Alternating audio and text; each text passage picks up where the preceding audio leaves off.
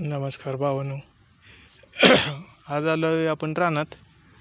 आता ऊस निघालाय कारखान्याला, एवढा राहिला जरा तोडायचा. जरा आजच्या दिवसात उरकतेले.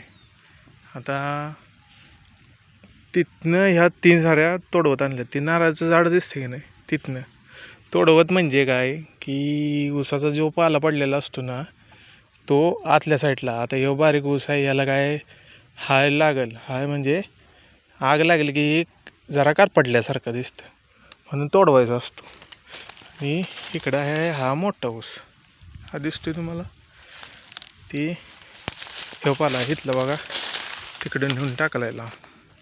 आता हे जरा साफ करायला लागेल अजून.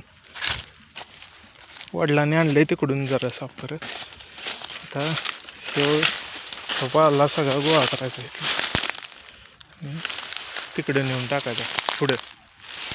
आणि नंतर जरा 2 दिवसानं पेटवायचे, खुडबळ पेटवायची. खुडबळ म्हणजे हीच, जो पाला पडलेला असतो ती ऊसात आहे ना, त्याला पेटवायची असते.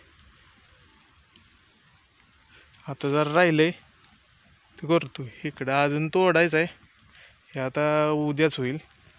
आज जरा इकडलं तोडवलं 3 साऱ्या, आता तोडवून आत टाकून